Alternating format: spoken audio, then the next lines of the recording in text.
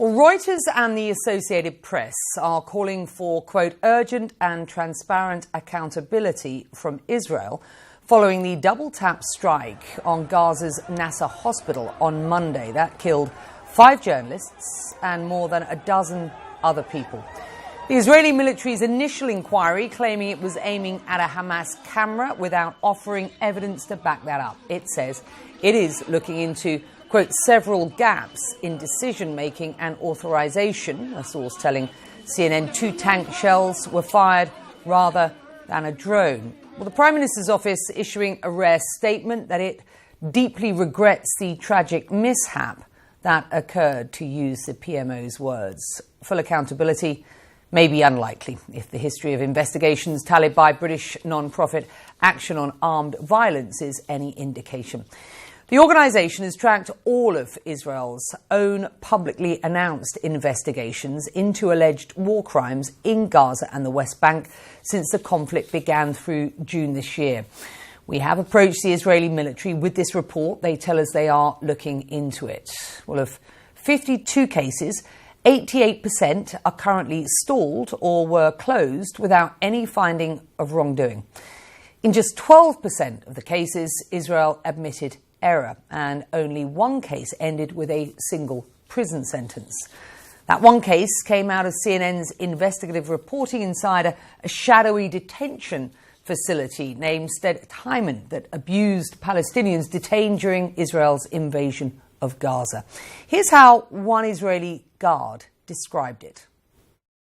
You can take them out and hit them maybe 4 or 5 times with a club.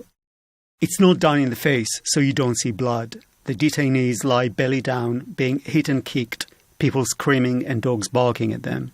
It's terrifying. Some detainees are taken away and beaten really hard, so bones and teeth are broken.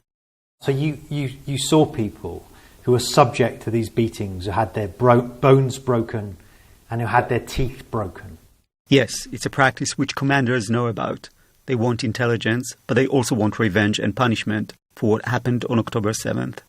Well, one soldier was sentenced to 7 months in prison after he admitted to aggravated assault, beating Palestinian detainees with his fists and his weapons while they were handcuffed and blindfolded.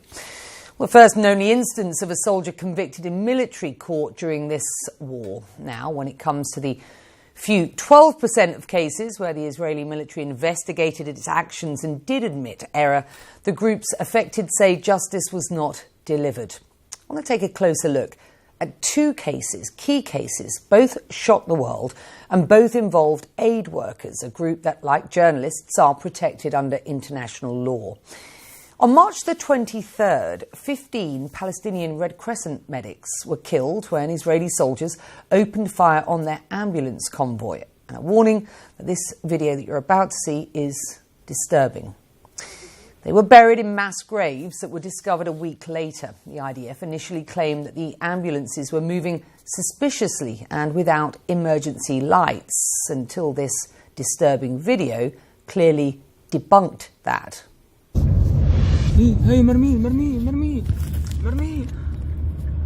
Well, then the IDF investigation admitted to, quote, professional failures and dismissed one deputy commander. But the Palestinian Red Crescent told the BBC this fell short of delivering real justice, that it, quote, justifies and shifts the responsibility to a personal error in the field command when the truth is quite different, end quote. Well, a year prior, April 2024, 7 aid workers from World Central Kitchen were killed by an Israeli drone strike despite travelling on a pre-approved route. They were targeted systematically, car by car. This was not just a bad luck situation where, we dropped the bomb in the wrong place or no. This was over 1.5, 1.8 kilometers with a very defined humanitarian convoy that had signs in the top, in the roof, a very colorful logo that we are obviously very proud of, but that's very clear who we are and what we do. What is happening inside Gaza is like a true Hunger Games. This has to end. Well, at the time, this sparked so much outrage. It was thought to be a potential turning point, partly because of Chef Jose Andres' stature in Washington and around the world. Well, instead, it was the same pattern. The IDF released a preliminary investigation admitting to a, quote, serious failure and dismissed a colonel and a major. No criminal prosecution. It wasn't enough in the eyes of World Central Kitchen, quote, without systemic change, there will be more military failures, more apologies, and more grieving families. And I want to highlight one other case impacting some of the most vulnerable Palestinian civilians, many of them children, and a warning that this video is disturbing. In May of 2024, an Israeli airstrike triggered a fire that killed 45 displaced Palestinians in a tent camp in Rafah, burning them alive. The shocking visuals spread across social media. Netanyahu called it a tragic mishap, the exact same language he used to describe Monday's attack on the journalists at Nasser hospital. The Israeli military launched a preliminary investigation. It found that the munitions it used were too small to cause the fire on its own. The case was then referred to an independent fact-finding group, and to this day, more than a year later, no updates, according to AOAV. The Israeli military insists it is the best-suited body to investigate itself, but time and again, those investigations have fallen short of full accountability. While the International Criminal Court has issued an arrest warrant for Prime Minister Netanyahu, accusing him of war crimes, charges he denies, the US president, in fact, recently said the exact opposite.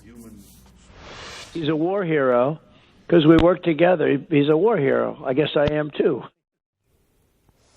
Well, the support of Israel's most crucial ally has allowed its military to act with apparent impunity on the battlefield.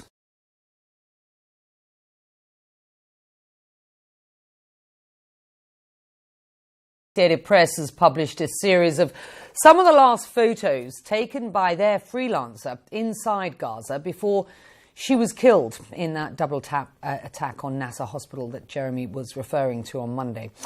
These are some of Mariam Abu Daga's images, many of them taken at Nasser hospital. They are a reminder of the essential work she and many other Palestinian journalists undertake to help the world see in stark terms what is happening inside Gaza. And here is the view from her lens. A warning, you may find some of these images disturbing.